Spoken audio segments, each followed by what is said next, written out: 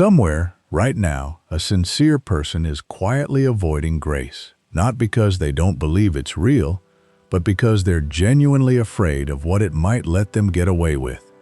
That fear feels responsible. It feels like maturity, like taking sin seriously. But it's actually built on a misunderstanding so common that it's shaped entire church cultures. The idea that grace is dangerous, that too much of it makes people careless, that what really keeps a person holy is the fear of consequence, not the freedom of love. Stay with me for the next 25 minutes, because I want to walk through exactly why that fear, however sincere, gets the whole picture backwards. Grace was never the loophole. It was never the problem. And once you actually see what grace is, you'll understand why the very thing people are afraid grace enables is actually what grace was designed to defeat. Today, 5 truths. What grace actually is, underneath the theology class definition. Why sin loses its grip, specifically, once you stop living under law. The real meaning behind a phrase people often misread as turning grace into a license to sin, what it actually looks like to live from grace instead of gritting your teeth through religious effort, and how all of this changes the way you deal with your own failures starting today. Stay to the end.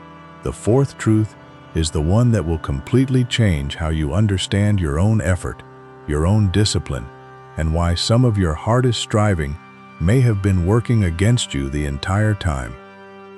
Let's start with what grace actually is. Section 1. What grace actually is. Ask most people to define grace, and you'll get some version of unmerited favor, true but incomplete, and often delivered like a vocabulary word rather than something alive. Here's a deeper way to see it. Grace isn't primarily a concept, a policy, or a theological position God holds. Grace is a person. It's the actual presence and character of Jesus, made available to you, not an abstract idea floating somewhere in a doctrine, but something living, near, and active. This matters more than it sounds like it should, because concepts don't change people. A policy you agree with intellectually can sit in your head for years without touching your actual behavior.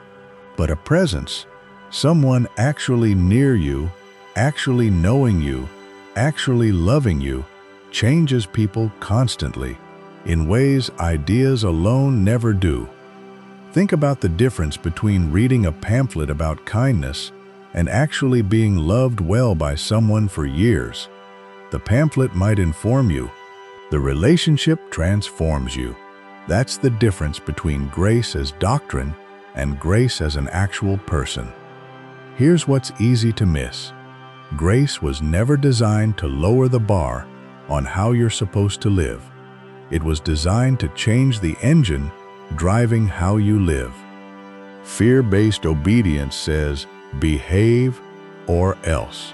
Grace-based transformation says, you are loved completely, and from that security, something in you actually starts wanting to live well, not because you're terrified of the alternative, but because love, real love, rearranges what a person wants. Picture 2 employees again, since this pattern shows up everywhere. One works carefully because they're afraid of being fired. The other works carefully because they genuinely respect and care about the person they work for and want to do well by them. Both might look the same from the outside on a given day, but only one of those postures is sustainable, joyful, and actually produces someone who keeps growing rather than someone who's just managing not to get caught. Grace produces the second kind of person, not because grace ignores behavior, but because grace changes what's fueling the behavior, from fear to genuine, transformed desire. So before we go any further, here's the reframe worth holding on to. Grace was never a beautiful theory. It's Jesus, present, near, and active in you, teaching you, from the inside, to actually want to live in reverence and love, not because you're being threatened into it. Now, if grace is that powerful, an obvious question follows. What happens to sin's grip on a person once grace, rather than law, becomes the actual operating system of their life? The answer is more direct than most people expect, and it's found in one of the most misunderstood verses in the whole New Testament. Section 2. Grace defeats sin's power. Here's a sentence worth sitting with slowly. Sin will have no dominion over you, because you are not under law, but under grace. Most people read that and assume it must be describing some kind of loophole, as if being under grace instead of under law somehow means the rules got relaxed, and that relaxation is what supposedly opens the door to sin having less power. But that reading gets the mechanism exactly backwards. The actual claim being made is almost the opposite of what people expect. Law was never the thing restraining sin's power. Law was actually what gave sin its strength in the first place. That sounds strange until you look honestly at how rules actually function in real human psychology. Tell a person, don't think about a specific forbidden thing, and watch what happens in their mind almost immediately. The prohibition itself creates a kind of magnetic pull toward the very thing being forbidden. This isn't a modern discovery. It's an ancient observation about human nature that the commandment, rather than eliminating the desire, often intensifies it by naming it, highlighting it, making it the center of attention. Consider a simple, ordinary example. A child who is told nothing about a particular jar in a room may walk past it without a second thought. The same child, told specifically, "Do not touch that jar," suddenly can't stop thinking about the jar. The prohibition didn't reduce the desire. It manufactured a fixation that wasn't nearly as strong before the rule existed. That's precisely the dynamic being described. Law identifies sin, names it clearly, draws sharp boundaries around it, and in doing so, it often provokes the very behavior it was meant to prevent, because human nature tends to strain against clearly marked boundaries rather than simply obeying them. So what actually breaks sin's power, if not more rules, more boundaries, more clearly marked prohibitions? Grace does, not by ignoring sin, but by changing the entire framework a person operates from. Under law, the operating question is, what am I allowed to do, and what will happen if I cross the line? Under grace, the operating question becomes something entirely different. Who am I now, and what does someone love this completely actually want to do? That second question produces a completely different kind of life, not because the standard for behavior dropped, but because the motivation reshaping the behavior changed at the root. Here's a story worth holding on to. Picture someone who spent years white-knuckling their way through a particular struggle, using willpower and self-imposed rules to keep it in check, and finding that the harder they gripped the rule, the stronger the pull toward the very thing they were fighting seemed to become. And picture that same person, instead, genuinely absorbing how deeply and completely they were loved, apart from their performance in that struggle, and finding, over time, that the desire itself, not just the behavior, began to actually lose its grip, not because they tried harder, but because something at the root of their identity had genuinely shifted. That's not permission to sin more easily. That's the actual mechanism by which sin's power over a person diminishes, not more law but more grace, changing what a person actually wants from the inside out. Section 3. The truth about turning grace into license. Now here's where one of the most misused verses in this entire conversation needs a much closer look. There's a well-known warning about certain people who had, according to most translations, turned the grace of God into lewdness or licentiousness, language that gets used constantly to argue that grace itself is the dangerous ingredient, the thing that, left unchecked, degrades into moral compromise. But look closely at the actual word being used in the original language behind that phrase. It doesn't primarily mean transformed in the sense of grace naturally curdling or degrading into license, the way milk left out too long turns sour on its own. The word carries a much more specific meaning, something closer to being exchanged, substituted, or displaced. Not grace organically decaying into license. Grace being swapped out, replaced, traded away for something else entirely. That distinction changes everything about how this verse should actually be understood. It's not describing grace as an unstable substance that naturally deteriorates into moral looseness if left alone too long. It's describing people who took the real, actual message of grace and traded it, deliberately or through drift, for something else. And it was that substitution, that exchange, that opened the door to the very behavior the verse is warning against. Here's the picture worth holding on to. License and moral compromise don't show up because a person has too much grace. They show up when a person loses grip on real grace and quietly reverts back to relying on their own strength, their own willpower, their own effort to manage their behavior. An approach we already established tends to intensify rather than diminish the very struggles it's trying to control. This reframes the entire warning. It's not, beware, grace might turn dangerous. It's, beware, when you drift away from the actual message of grace and go back to depending on your own effort instead. That's precisely when the door swings open for exactly the kind of compromise you were trying to avoid. Think about how differently this plays out in real communities. A group that hears constant warnings about grace being dangerous, about needing to guard against too much grace, often ends up quietly reintroducing law-based control to compensate. More rules, more monitoring, more fear-based enforcement. And under that exact system, the very compromise everyone was trying to prevent tends to flourish anyway, hidden and shame-driven, precisely because the root mechanism, genuine transformation from love, was traded away for a management system that, as we've already seen, tends to backfire. The actual danger was never an excess of grace.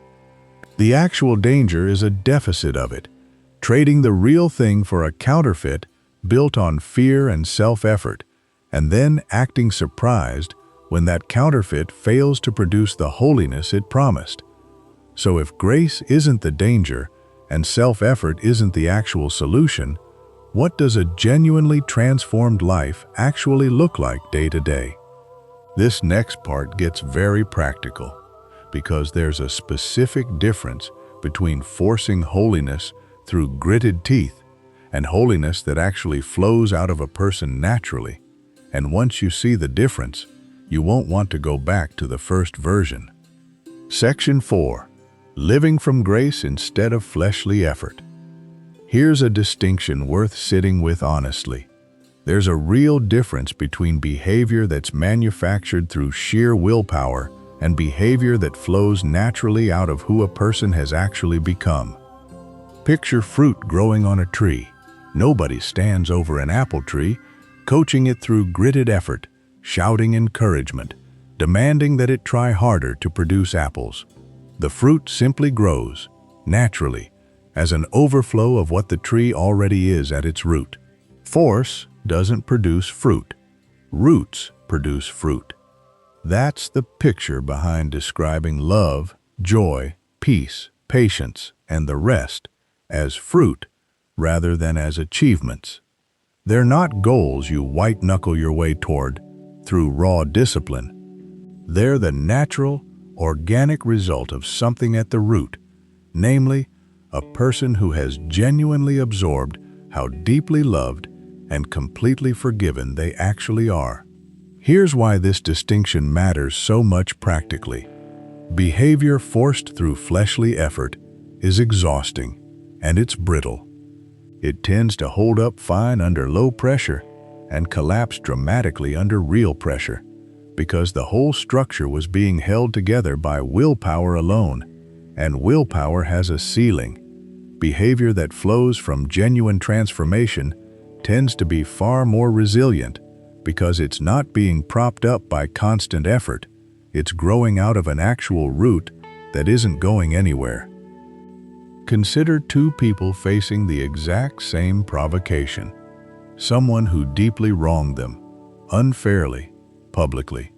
One person responds well because they are gritting their teeth, forcing themselves through pure willpower not to retaliate, reciting rules about how a good person is supposed to behave.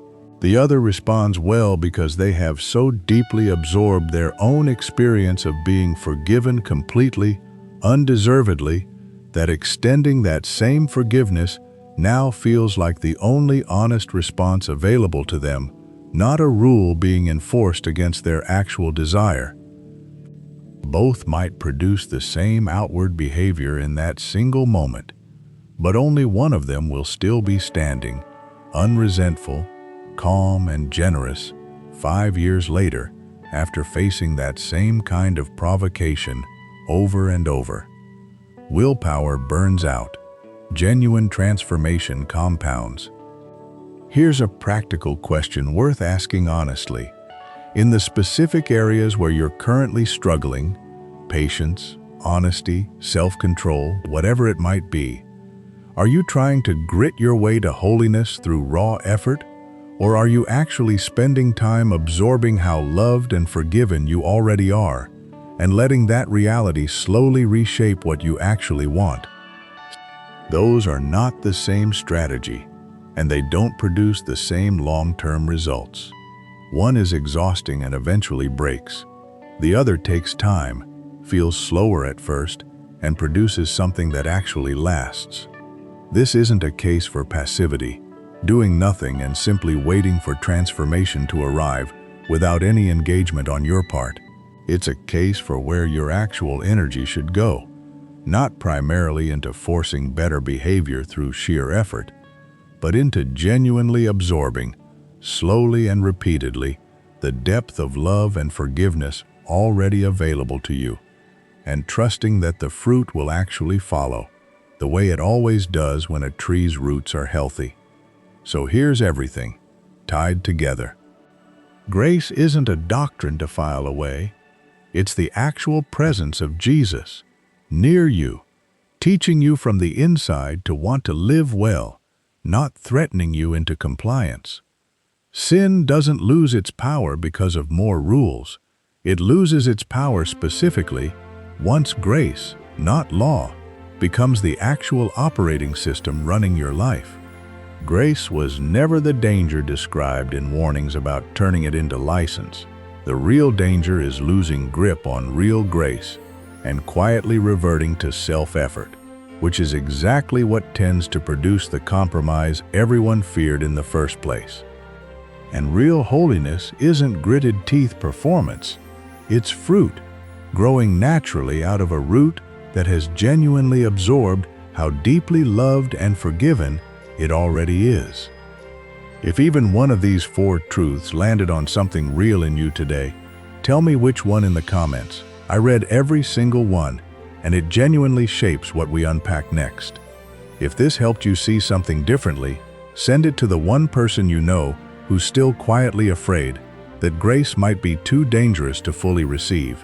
And if you want more of this, honest, unhurried conversations about grace, transformation, and the parts of faith almost nobody explains plainly, subscribe, because that's exactly what this channel exists to do. Until next time, stop gritting your teeth and start receiving. The fruit was never going to come from effort. It was always going to come from the root.